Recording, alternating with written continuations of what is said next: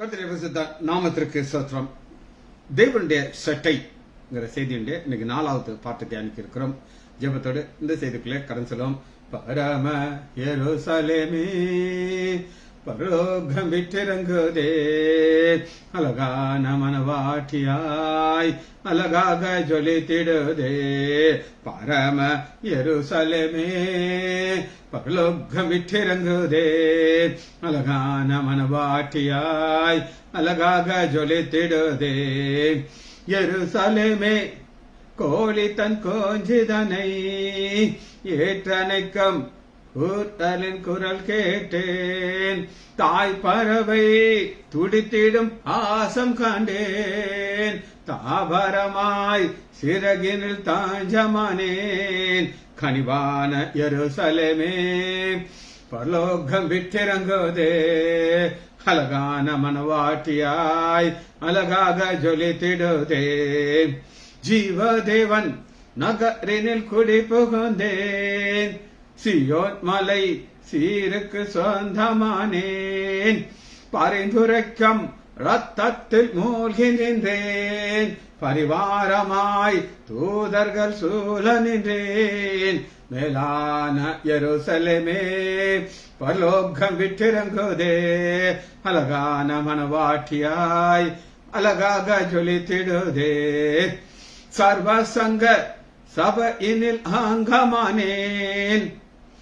பரிந்துரைக்கம் ரத்தத்தில் மூழ்கி நின்றேன். நீதிமான்கள் ஆவியில் மருகி நின்றேன். நீதி தேவன் அருகில் நின்றிருந்தேன். மேலான எருசலேமே பரலோகம் விட்டிறங்குதே, அழகான மனவாட்டியாய் அழகாக ஜொலித்திடுதே. விடுதலையே விடுதலை விடுதலையே, லோகா மென்னின் மோகத்தின் விடுதலையே. நானே என்னும் சுயவாழ்வில் விடுதலையே. நாதர் என்னில் வாழ்வதால் விடுதலையே. சுவாதீன எருசலேமே பரலோகம் விட்டிறங்குதே, அழகான மனவாட்டியாய் அழகாக ஜொலித்திடுதே. இயேசுவின் நாமத்தினால் ஜெபங்களை பிதாவே, ஆமென். செல்வி டீச்சர் பிரைஸ் தி லார்ட். இன்னைக்கு நம்ம ஒரு செட்டையை பார்க்க இருக்கிறோம்.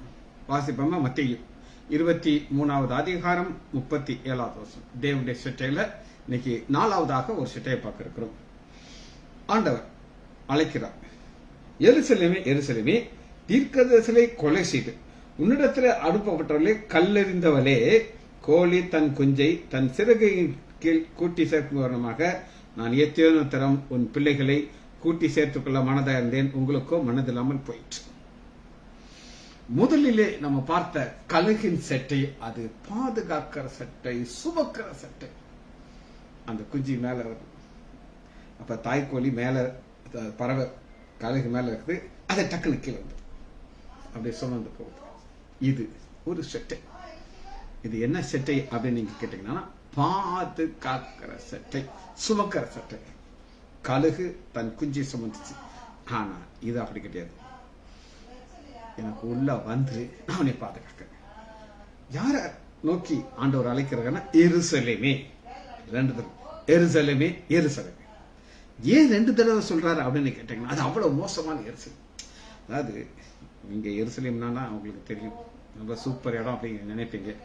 இன்னைக்கு மக்கள் எல்லாம் அத ஒரு புனித யாத்திரையாக போகிறாங்க. தப்பு, சான்ஸே கிடையாது. ஆனா இந்த எருசலேம் கிடையாது. இந்த எருசலேம் தான்.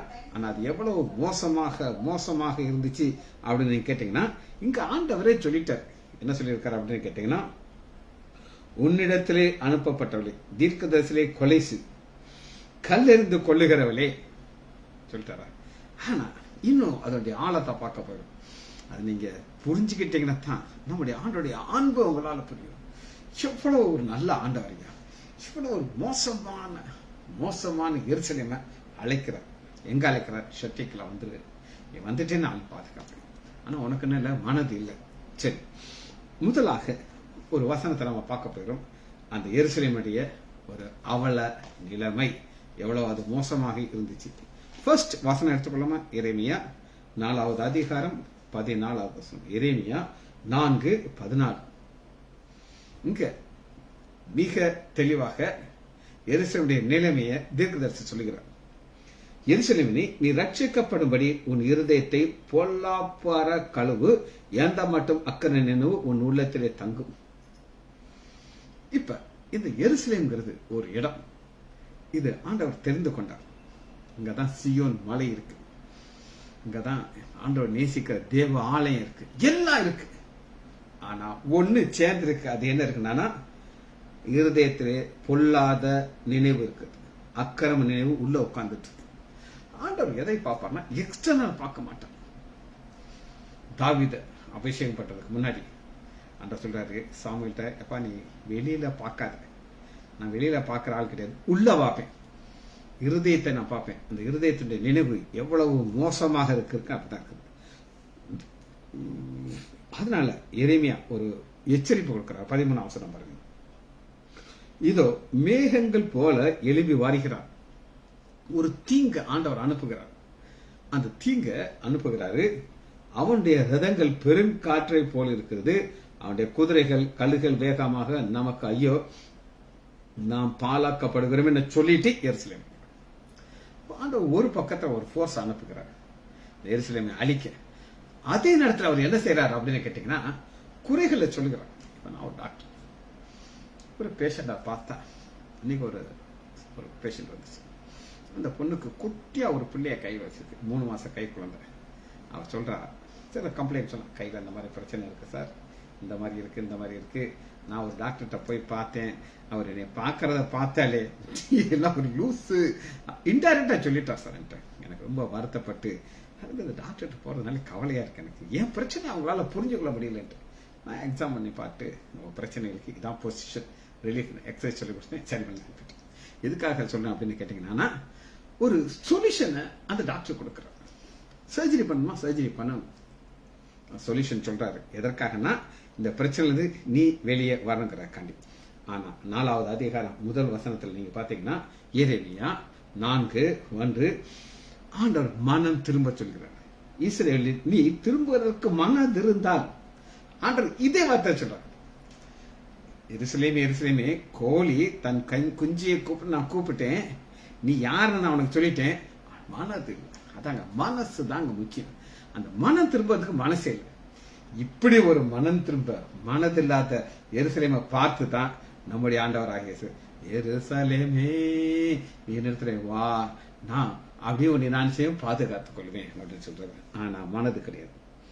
6வது அதிகாரம் 8வது வசனம், எரேமியா 6:8 எருசலேமே பாருங்க, எருசலேமை பார்த்து தான் சொல்றாங்க.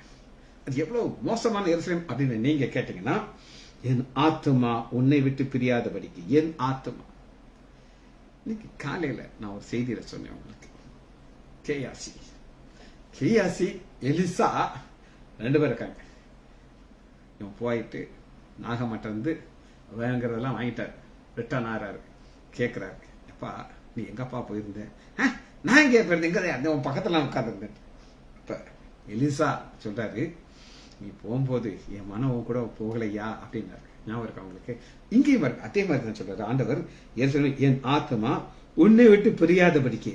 ஆண்டவருடைய ஆத்மாவும் எருசலேம் ஒன்னா இணைஞ்சு போயிடுச்சு. ஒன்னா இணைஞ்சிருக்கிறது ஆண்டவருடைய இருதயம். ஆனா எருசலேமுக்கு என்ன தேவை சொல்லுங்க பாருங்க. நான் உன்னை பாலும் குடியேற்றும் தேசமா ஆகாதபடிக்கு புத்தி கேள்.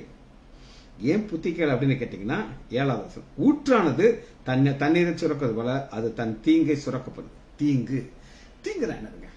ஆண்டவர் ஒரு ட்ரீட்மெண்ட் வச்சிருக்கிறார். என்ன ட்ரீட்மெண்ட் அப்படின்னு கேட்டீங்கன்னா, ஒரு புயல் போல கல்தையர் அப்படி புறப்பட்டு வர்றாங்க. வந்து உன்னை ஒண்ணுலாம் ஆக்கிடுவான். ஆனா அதுக்குள்ளே மனம் திரும்புது. ஆனா மனம் திரும்புறதுக்கு அவங்களுக்கு மனது இல்லை. சரி, ஆண்டவர் ஒரு ஆலோசனை சொல்றார். 16வது அதிகாரம் 6:16 வழியிலே நின்று பூர்வ பாதைகள் எவைகள் என்று கேட்டு விசாரித்து நல்ல வழி எங்கே என்று பார்த்து அதிலே நடவுங்கள், அப்பொழுது உங்கள் ஆத்மாக்கள் இளைப்பாறல் கிடைக்கும். அவர்கள் நாங்கள் அதிலே நடக்க மாட்டோம். இதாங்க பிரச்சனை. ஆண்டவர் கரெக்டா சொல்றாரு. பூர்வ பாதை அப்படின்னா என்ன அப்படின்னு நீங்க கேட்டீங்கன்னா, ஆரம்பத்துல இவங்க எப்படி இருந்தாங்க? ஒரு அடிமையா இருந்தாங்க. எகிப்துங்கிற தேசத்துல அடிமையா இருந்த மக்களை தான் ஆண்டவர் விடுதலை கொடுத்து பாலும் தேனும் ஓடுகிற தேசத்துக்கு கொண்டு வந்தாரு. ஒரு எருசலேம்ங்கிற ஒரு தலைநகரை கொடுத்தாரு, அங்க ஒரு ராஜாவை கொடுத்தாரு, எல்லாம் செஞ்சாரு. ஆனா ஆண்டவர் சொல்றாரு, இப்ப உன்னுடைய ஆத்மால இளைப்பாறுதல் கிடையாது. இளைப்பாறுதல் கிடைக்கும்னு சொன்னா எனக்கு இளைப்பாறுதல், என் வேலையை பார்க்கறேன். இந்த செய்தியை 2 நாளைக்கு முன்னாடி எழுதி வச்சுட்டு பயங்கர சமாதானம், சூப்பர் செய்தியை ஆவியான கொடுத்துருக்கார். இதை உங்களுக்கு டெலிவரி பண்ணி முடிச்சாச்சுன்னா நான் போய் யூடியூப்ல அப்லோட் பண்ணிட்டு அடுத்து கொஞ்சம் எக்ஸசைஸ் பண்ணிட்டு தூங்கிடுவேன். ஒரு பிரச்சனையும் கிடையாது. காரணம், எனக்குள்ள ஒரு இளைப்பாறுதல் இருக்கு. இவங்க அந்த பூர்வ பாதை எதுங்கிறத மறந்துடுறாங்க. அதாவது எப்பவுமே நமக்கு அந்த ஒரு பிரச்சனை வந்துடும். என் தகப்பன் அடிக்கடி என்ன சொல்லுவார் அப்படின்னு கேட்டீங்கன்னா, டேய் நான் இந்த ஊருக்கு வரும்போது ஒரு சைக்கிள் வச்சிருந்தேன்டா, ஒரு கோட்டு, ஸ்டெத்தஸ்கோப், ஒரு 100 ரூபாய்க்கு மறந்துடுச்சு, இவ்வளவுதான் அப்பாட்ட இருந்துச்சு. ஆனா இன்னைக்கு இவ்வளவோ நீ ஆண்டவர் ஆசீர்வதிச்சுக்காரு. பூர்வ பாதை, அதான் எங்க அப்பாவுடைய பூர்வ பாதை. நாங்க எப்பவுமே நினைப்போம் எங்களுக்கு தகுதி கிடையாது. நான் என்னுடைய வயதுல எங்க அப்பா மரிச்சிட்டார். எங்க அப்பா 64 வயசுல ஒரு ஆக்சிடென்ட் ஆகுது. ஆனா எங்களையோ ஆண்டவர் ஜீவனோடு வைத்திருக்கிறார். காரணம், இந்த பூர்வ பாதையை நாங்க மாற்றோம். வாலியிலே நின்று இப்போ ஒரு பாதையில போயிட்டு இருக்கு எருசலேம் இருக்கிற மக்கள். அந்த பாதை என்னன்னா ஆண்டவர் விரும்பாத பாதை. அவங்க தீர்க்கதரிசி மூலமாக எச்சரிப்பு அனுப்புவார் ஆண்டவர். இவங்க என்ன செய்வாங்க, கல்ல விட்டு எரிஞ்சு காலி இருந்து. ஒரு நடந்த சம்பவத்தை உங்களுக்கு சொல்றேன்.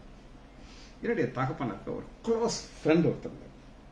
நான் அப்பதான் இந்த MBBS முடிச்சுட்டு ஒரு கேம்ப், மெடிக்கல் கேம்ப். மெடிக்கல் கேம்ப்னா என்னன்னே தெரியும். எங்க அப்பா கூட இருந்தனால எனக்கு எல்லாம் பேஷன்ஸ் எப்படி பார்க்கணுங்களா எனக்கு தெரியும். எனக்கு ஒரு டேபிள், சேர், ஒரு பிபி பாக்ஸ் எல்லாம் எங்க டாக்டர் நான் என்னையும் தேடி கொஞ்சம் பேஷண்ட் வந்தாங்க. அப்ப என் அப்பாவுடைய ஃப்ரெண்ட் வந்தார். வந்து, தம்பி நீ இப்ப புதுசா வந்திருக்க, எனக்கு ப்ரெஷர் பாரு, ஆனா கூட இருந்தா சொல்லக்கூடாது பார்த்து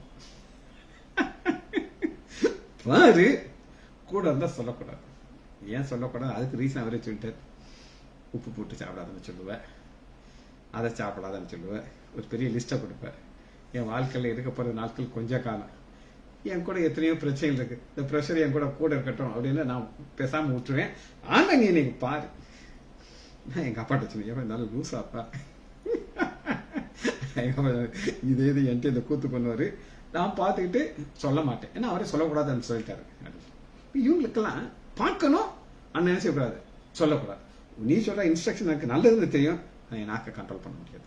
அது மாதிரி தான் என்ன சொல்லுகிறார்கள் அப்படின்னா, ஒரு ஆலோசனை, பூர்வ பாதை.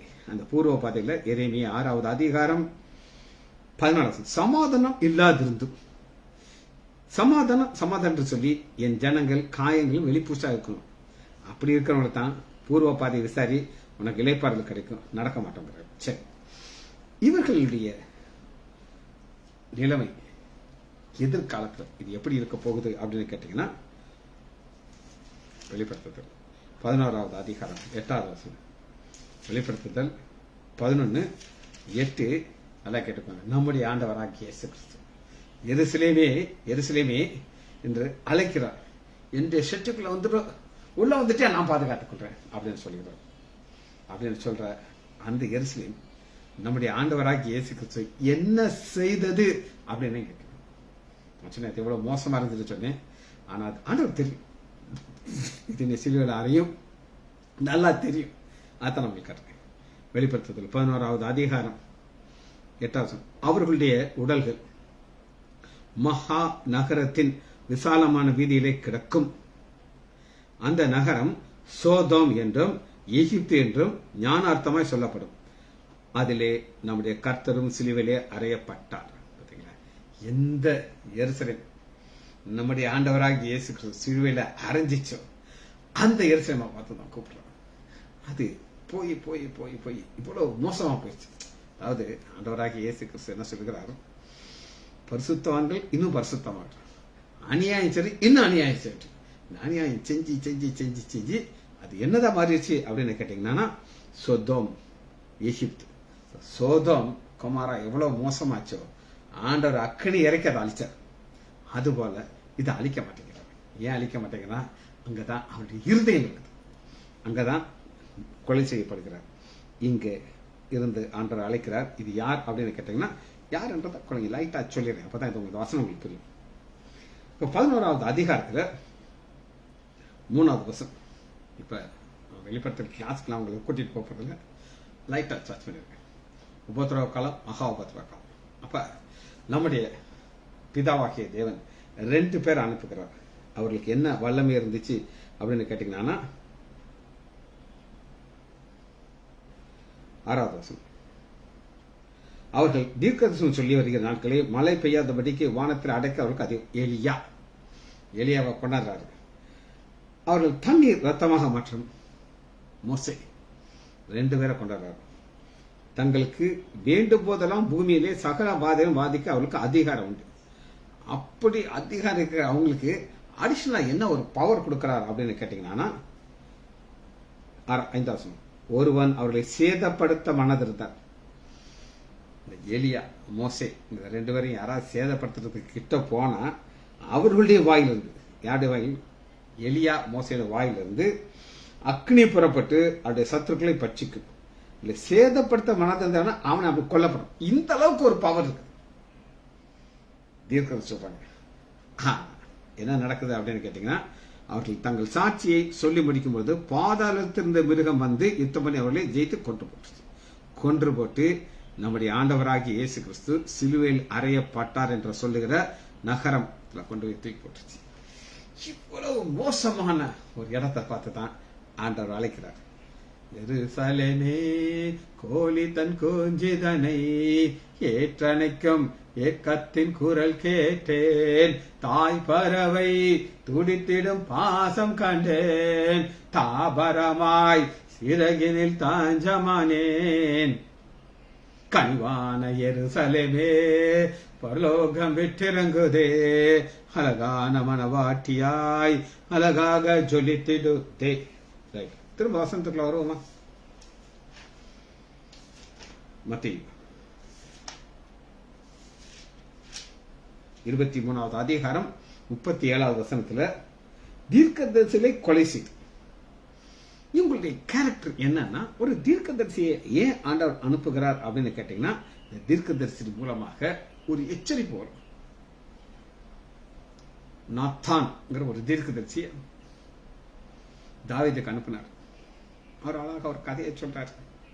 ஒருத்தர் ஒரு ஆடு பிடிச்சா, அவன் என்ன செஞ்சான், அதை அடிச்சு சாப்பிட்டுட்டான். சொல்றாரு, நீ உசியாவை கொலை பண்ணிடலப்பா, உசியா மனைவி நீ எடுத்துக்கிட்டேங்கிறத சொல்றாரு. அவர் அப்ப மனம் திரும்பினார். அதனால தாவீது என்ன சொல்வாரு, என் இருதயத்துக்கு ஏற்றவன்னு சொல்வாரு. ஆனா இவங்களுடைய கேரக்டர் என்ன அப்படின்னு கேட்டீங்கன்னா, மத்தேயு 21வது அதிகாரம் 21வது அதிகாரம் 35வது வசனம். இப்ப நம்முடைய ஆண்டவராகிய இயேசு கிறிஸ்து ஒரு உவமையை சொல்லுகிறார். கனிக்காலம் சமைத்த போது அந்த கனிகளை வாங்கிக் கொள்ள தன் ஊழியக்காரரை தோட்டக்காரத்தில் அனுப்பினார். தோட்டக்காரர் குத்தகையா கொடுத்திருக்காரு. இந்த பூமி நிறைவு ஆண்டவருக்கு. நம்மள இங்க கொஞ்ச நாளைக்கு இருக்க அனுப்பியிருக்காரு. எனக்கு ஒரு அழகான வீட்டை கொடுத்திருக்காரு, அழகான ஆஸ்பத்திரியை கொடுத்திருக்கிறார், புதுசா ஒரு மொப்பட்டு கொடுத்திருக்காரு. இந்த கொஞ்ச நாள் காலைக்கு நான் அதை யூஸ் பண்ணிக்கலாம். அப்ப நான் நன்றியுள்ள இருதயத்தோடு அந்த வாழ்ந்துகிட்டு இருக்கணும். ஆனா இவங்க என்ன செய்யறாருன்னா, தோட்டக்காரர் அந்த ஊழியக்காரரை பிடித்து ஒருவனை அடித்து ஒருவனை கொலை செய்து உன்னை கல்லெறிந்து கொண்டார்கள். இதுல என்ன, இது யாரை பத்தி சொல்லுகிறார் அப்படின்னு கேட்டீங்கன்னா, 45வது வசனத்துல பாருங்க. பிரதான ஆசாரியரும் பரிசேயரும் இந்த உவமையை கேட்டு தங்களை குறித்து சொல்லுகிறார். நான் இங்க சொல்லட்டேன், இன்டைரக்டா அவங்களுக்கு மட்டும் புரியுறாப்புல ஒரு காரியத்தை நான் சொல்லுவேன். அது மற்றவங்களுக்கு புரியாது. ஏன் மற்றவங்களுக்கு நான் டைரக்டா சொல்ல மாட்டேன், எனக்கு பிடிக்காது. ஆனா அவங்க புரிஞ்சு கொள்வாங்க நான் யாரை பத்தி சொல்றேன்னு சொல்லி. அது மாதிரி சொல்றாரு, இவங்களுக்கு புரிஞ்சுக்கிடுச்சு. 46 மனம் திரும்பணும். ஆனா அவரை பிடிக்க வகை தேடினார்கள். ஆனால் ஜனங்கள் அவரை தீர்க்கதரிசி என்றால் தீர்க்கதரிசினா பயப்படுவாங்க. ஆனா இவங்களுக்கு நல்ல எக்ஸ்பீரியன்ஸ் இருக்கு. என்ன எக்ஸ்பீரியன்ஸ் இருக்குன்னா, இதெல்லாம் நீங்க எத்தனை தீர்க்கதரிசியை கொலை செஞ்சிருக்கீங்க, பெரிய லிஸ்டே வச்சிருக்கோயா அப்படின்னு சொல்லி லிஸ்ட கொடுத்துறாங்க. ஆனா மாய்மாலமான வாழ்க்கையை வாழ்ற மக்கள் இவர்கள். சரி, இப்படிப்பட்டவளத்தை பார்த்து அழைக்கிறது. இன்னொரு சம்பவத்தை உங்களுக்கு காட்டுறேன். 22வது அதிகாரம் 6வது வசனம். இப்ப இங்க 2 கூட்டத்தை பார்க்க போறோம். ஒரு கூட்டம் இஸ்ரவேல் மக்கள். 22வது அதிகாரம் 2வது வசனத்துல பரலோகத்தில் இருக்கிற தேவன், பிதாவாகிய தேவன் குமாரனாகிய இயேசு கிறிஸ்துக்கு ஒரு மனவாட்டியை தேடுறார். அதை தவிர மனவாட்டியை தேடுறார். மனவாட்டி ஆண்டோடைய இருதயத்துல இருக்குது. எப்படி இருக்குது அப்படின்னு நீங்க கேட்டீங்கன்னா வாசிப்போம்னா ஏசாயா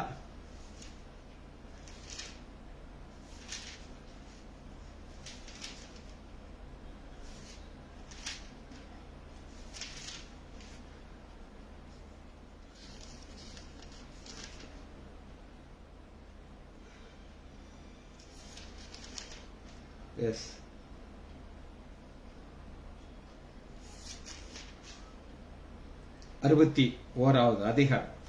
இது பிதாவாகிய தேவன் தன்னுடைய குமாரனுக்கு மனவாட்டியை தேடுறார். ஏசாயா 61வது அதிகாரம் 10வது வசனம். கர்த்தருக்குள் பூரிப்பாய் மகிழ்கிறேன், என் தேவனுக்குள் என் ஆத்மா கழிவுறு. மணவாளன் ஆபரணங்களால் தன்னை அலங்கரித்துக் கொள்வதற்கும் மனவாட்டி நகையினால் தன்னை ஒப்பாக ரட்சிப்பின் வஸ்திரத்தை எனக்கு கொடுத்த நீதிசால். இப்ப நான் ரட்சிக்கப்பட்டிருக்கிறேன், எனக்கு நீதியின் சால்வையை கொடுத்துருக்கோம். அந்த நீதியின் சால்வை என்ன சொல்றது? ஒரு போதகர் சொல்லுது. பாருங்க 62வது அதிகாரம் 5வது வசனம். வாலிபன் கன்னியை விவாகம் பண்ணுகிறது போல.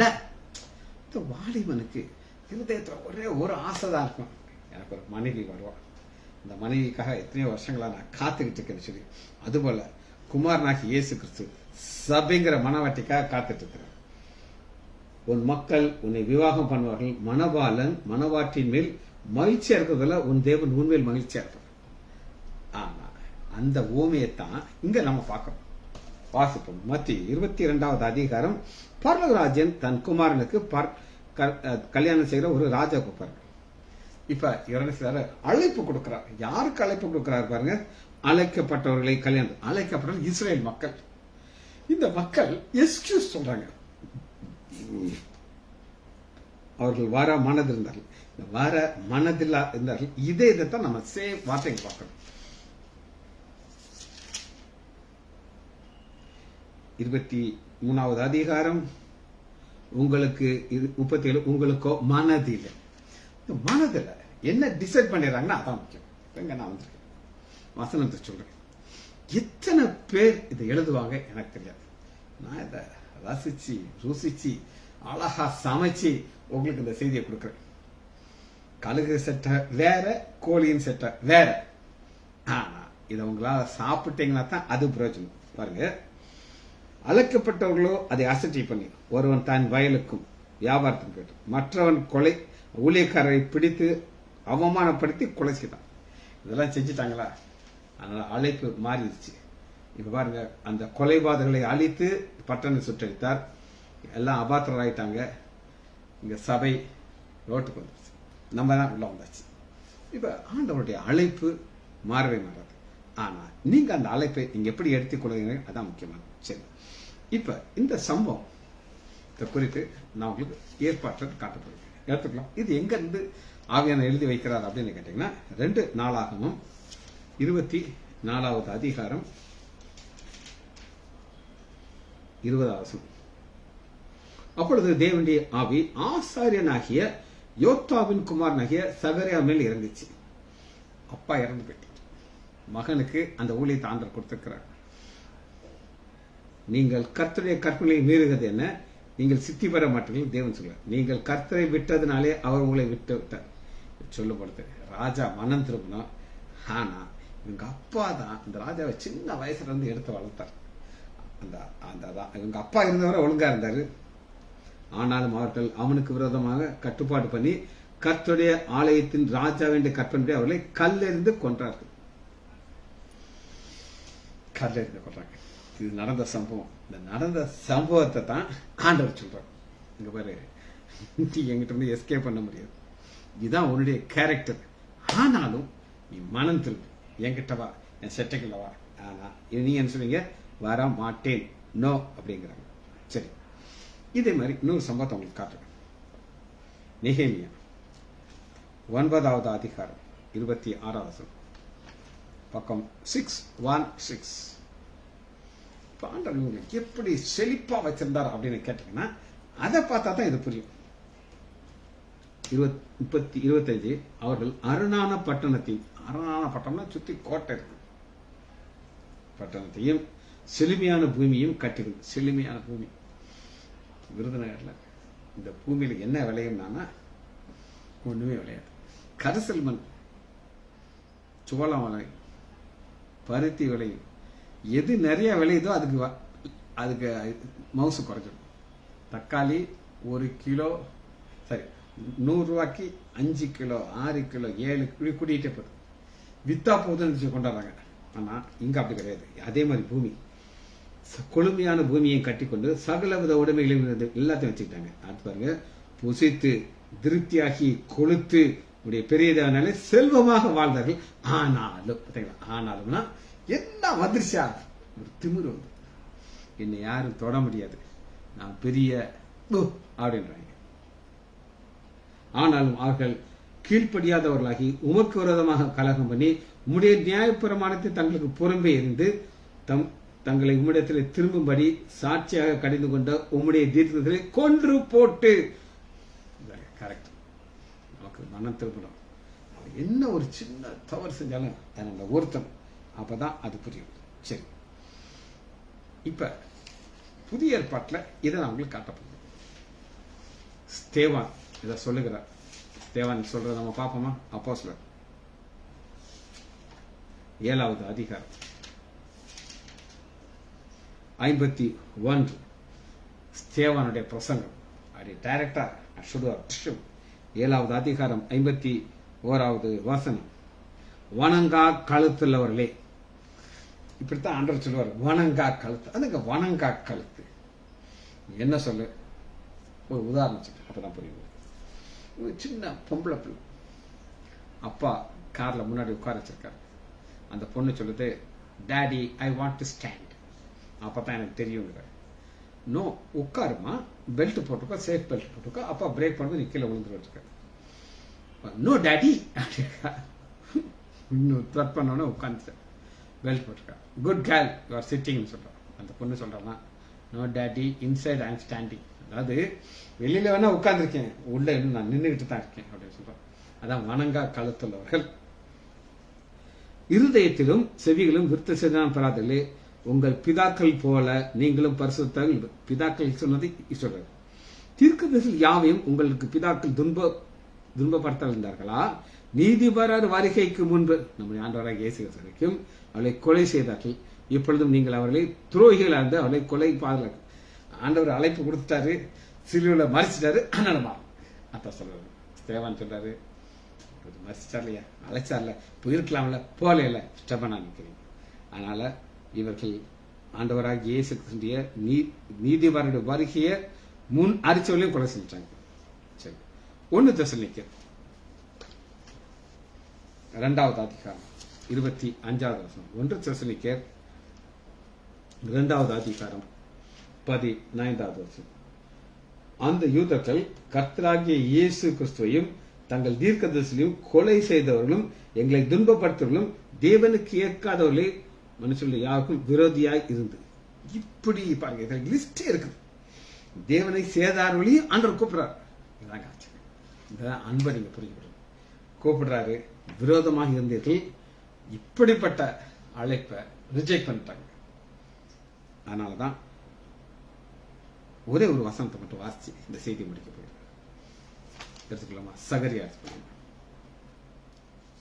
1வது அதிகாரம் 4வது வசனம்.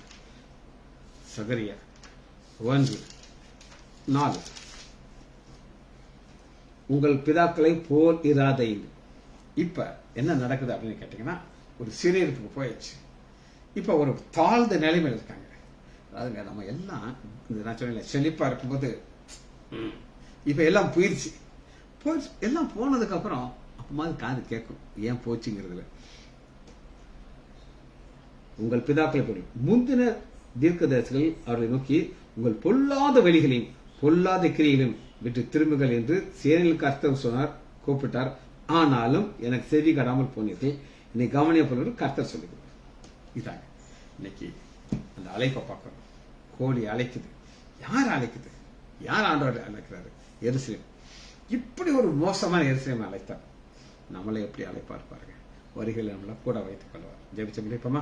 மகா இரக்கமோ கருவேமுள்ள பிதாவே, துதிக்கிறோம் ஐயா. ஒரு ஆழமான செய்தியை தூய ஆவியானவர்களுக்கு தந்ததுக்காக நன்றி ராஜா. ஒவ்வொரு நாளும் ஐயா தகுதி இல்லை எங்களுக்கு, ஆனாலும் கிருபையாக நீர் கொடுக்கிற ஒவ்வொரு ஆசீர்வாதங்களுக்கு நன்றி. பிள்ளைகள் ஒவ்வொருவரையும் என் ஆண்டவராகிய இயேசு கிறிஸ்துவின் நாமத்தினாலே ஆசீர்வதிக்கிறேன். இயேசுவின் நாமத்தினாலே ஜெபங்களின் பிதாவே, ஆமேன், ஆமேன்.